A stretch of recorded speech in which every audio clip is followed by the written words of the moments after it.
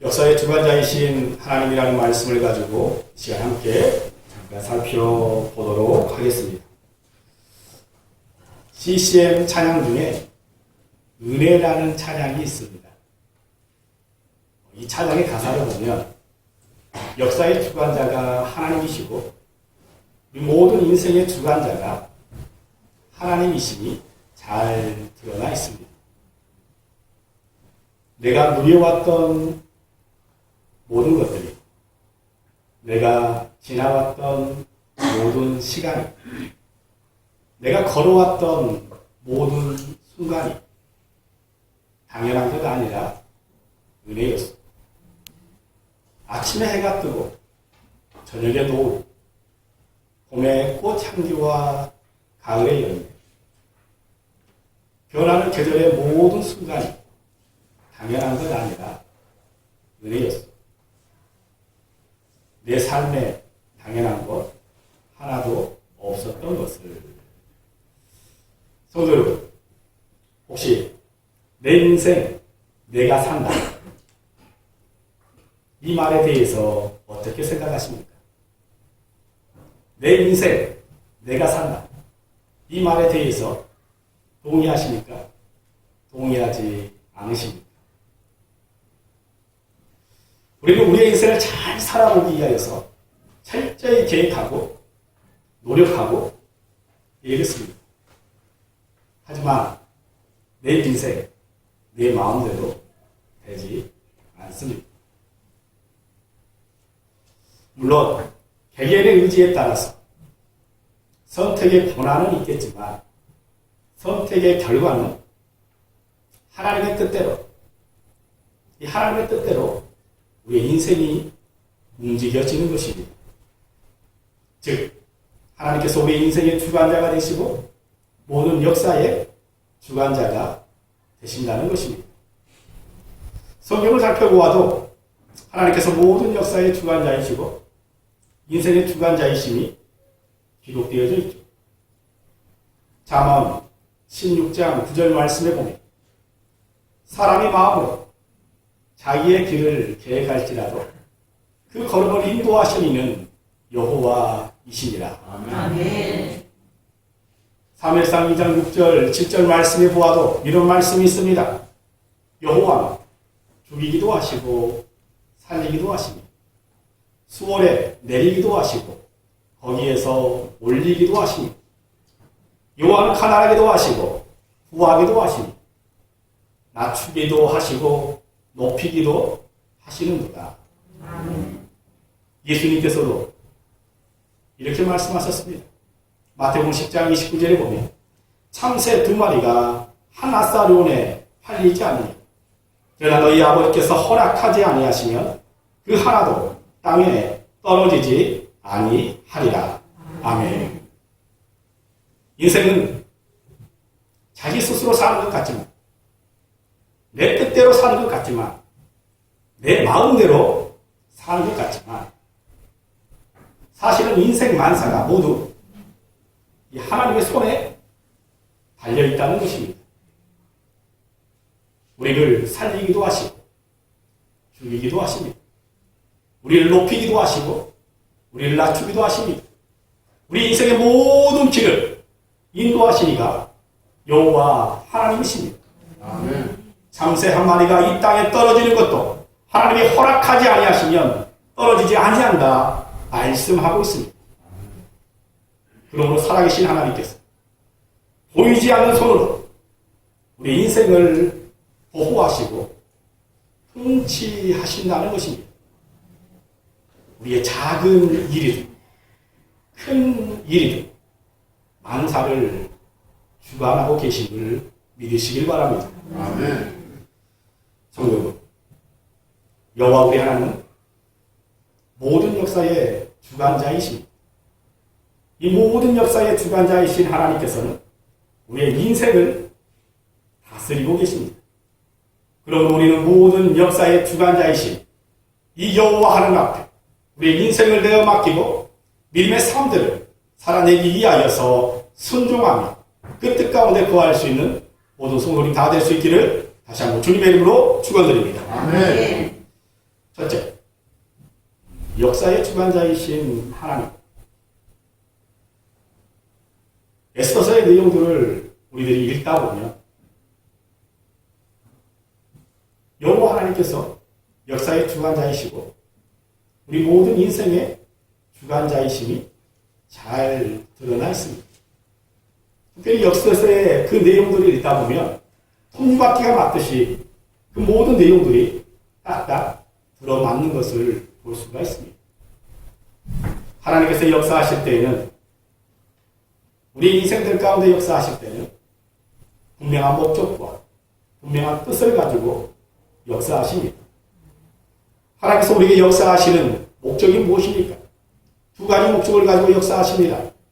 첫째는 우리 인생에게 궁극적인 승리를 주시고자 역사하십니다. 두 번째로는 그 승리를 통하여서 하나님께서 영광 받으시기 위하여 우리 가운데 역사하십니다. 그렇다면 궁극적인 승리란 무엇일까요? 궁극적인 승리란 인생을 구원하시고 축복해 주시는 것입니다. 에스더서의 내용들을 살펴보았을 때 이 내용들이 너무나도 잘 드러나 있습니다.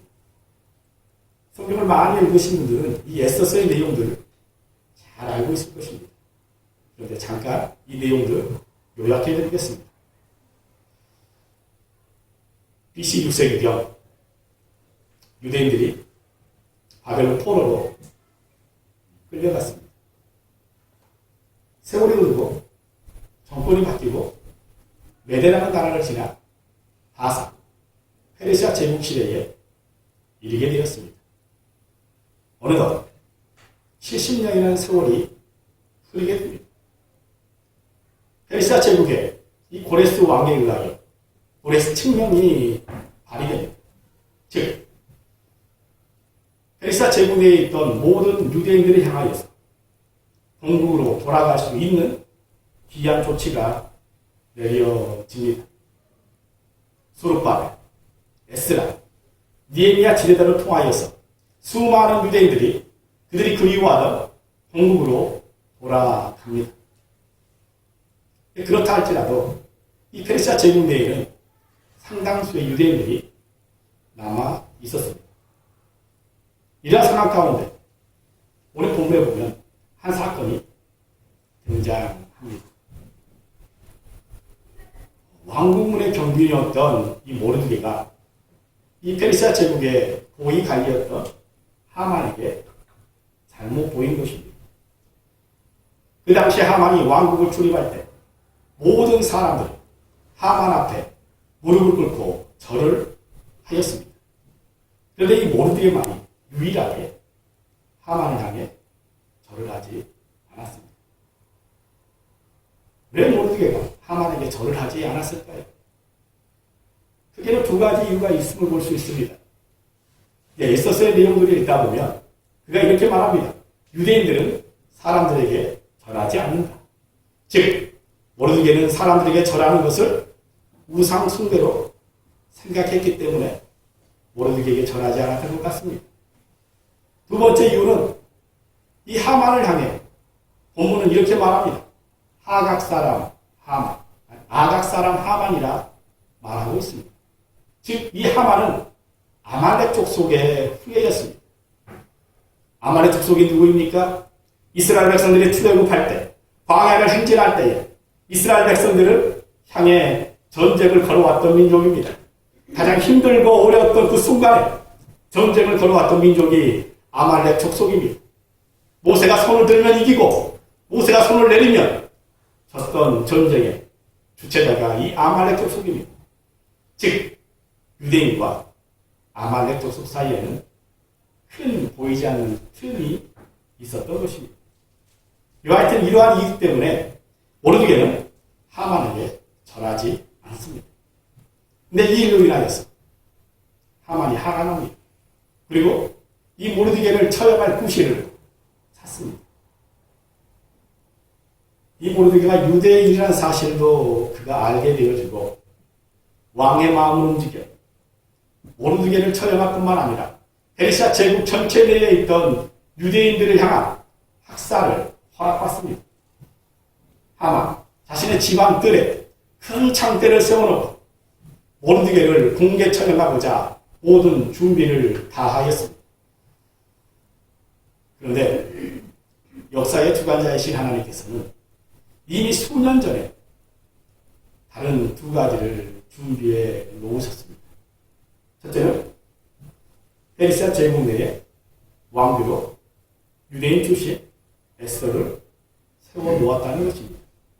그리고 두 번째로는 예전에 모르드게가 왕에 대한 반역이 있을 때에 그 반역을 미리 알아채고 막아준 적이 있었습니다.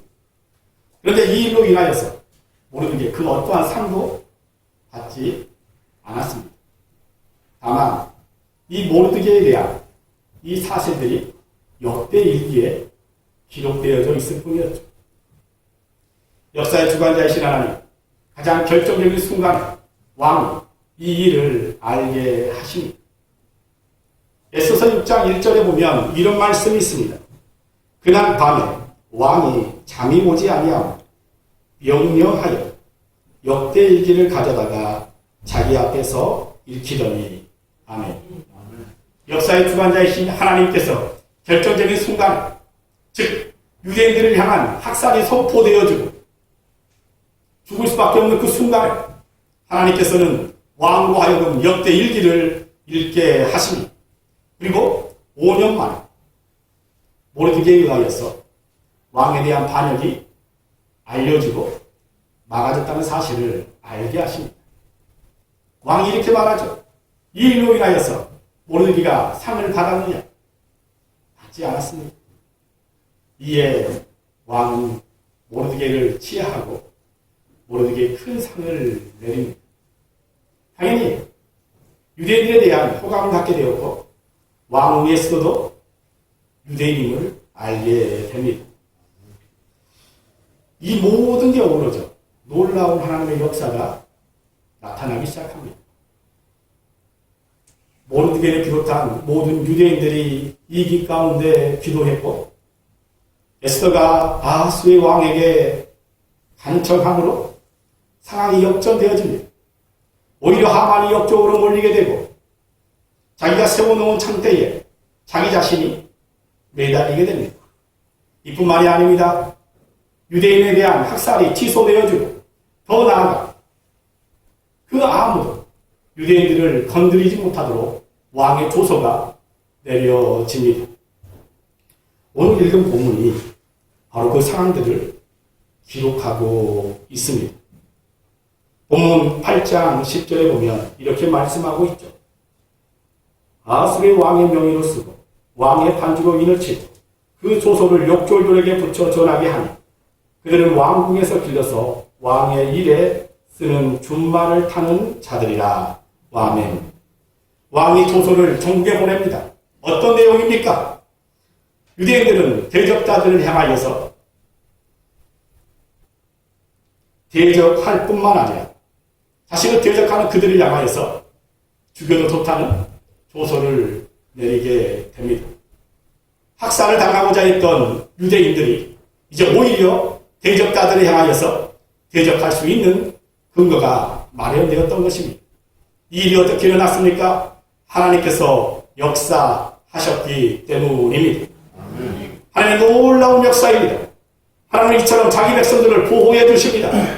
때때로 고난과 역경이 있을지라도 힘듦과 어려움이 있을지라도 로마서 8장 28절의 말씀처럼 우리가 알거니와 하나님을 사랑하는 자 곧 그의 뜻대로 부르심을 입은 자들에게는 모든 것이 합력하여 선을 이루느니라.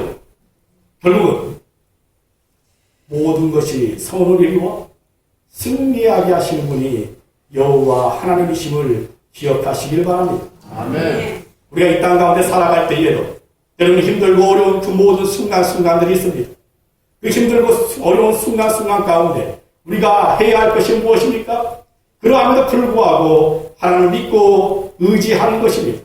그러면 하나님께서는 궁극적으로 우리에게 승리를 주심을 믿으시길 바랍니다. 아멘. 그리고 이 승리를 통해 하나님의 영광이 드러납니다. 오늘 본문 8장 17절 말씀 우리 다 같이 함께 읽도록 합니다. 시작. 왕의 어머니 이르는 각지랑 각국에서 유다인들이 즐기고 기뻐하여 잔치를 베풀고 그날을 명절로 삼으니 본토 백성이 유다인을 두려워하여 유다인 되는 자가 많더라. 아멘. 본토 백성이 유다인을 두려워하여 유다인 되는 자가 많더라. 아멘. 유다인들 포로에 불과한 자들입니다. 그런데 하나님의 놀라운 역사가 나타나니까 본토인들이 하나님의 실존을 느끼며 감동을 받은 것입니다. 그래서 너도 나도 개종하고 유다인 되는 사람들이 많았다는 것입니다. 이 사건으로 인해서 복음이 전파된 것입니다. 하나님의 영광이 드러난 것입니다. 성도 여러분, 하나님의 역사하심의 목적이 무엇이라고 말했습니까?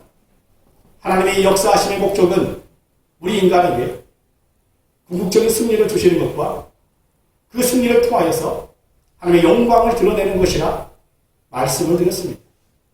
하나님께서는 이 모든 사건들을 통하여서 인생들에게, 믿는 자들에게 궁극적인 승리를 주었을 뿐만 아니라 이 사건을 통하여서 하나님의 영광이 드러났음이 성경은 우리에게 보여주고 있습니다.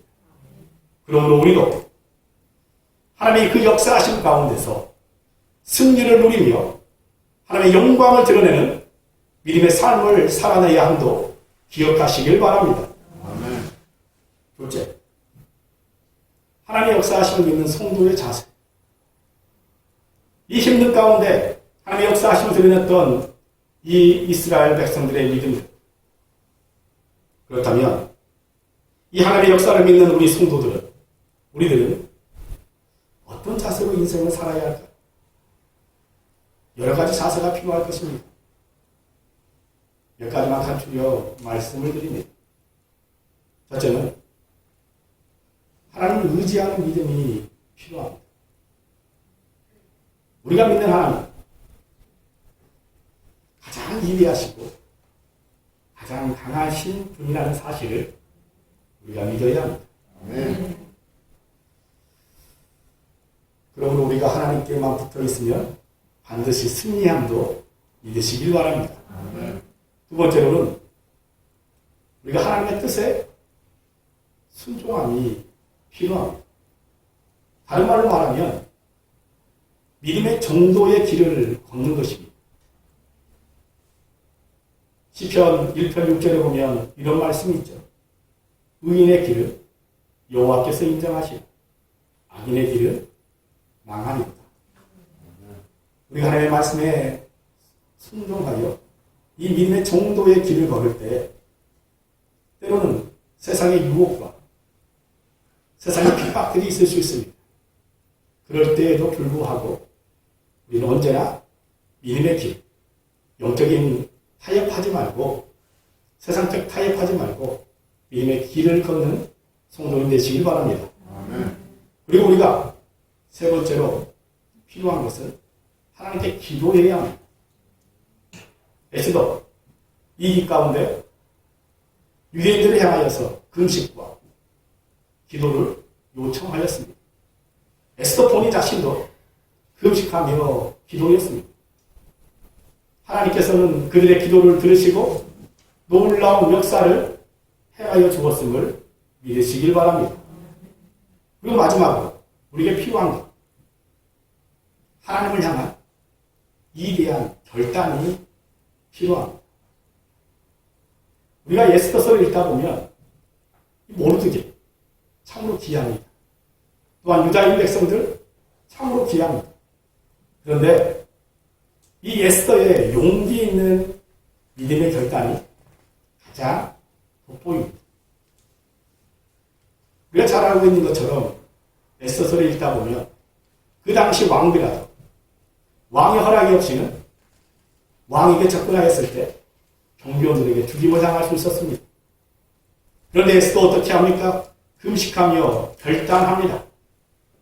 에스더서 4장 16절에 보면 이렇게 말씀하고 있죠. 금식한 후에 규례를 어기고 왕에게 나아가리니 죽으면 죽으리. 아멘. 에스더에게는 믿음의 결단이 있었습니다. 결국 에스더가 왕에게 나아갔는데 하나님께서 왕의 마음을 움직여 주십니다. 왕이 에스더를 보았을 때에 왕의 마음이 놓았고 급히 금규를 내밀어 에스더를 살려줍니다. 금규가 무엇입니까? 왕권을 상징하는 작은 지팡이입니다. 금규를 내밀었다는 것은 에스더가 왕에게 오는 것을 허락하였다는 것입니다.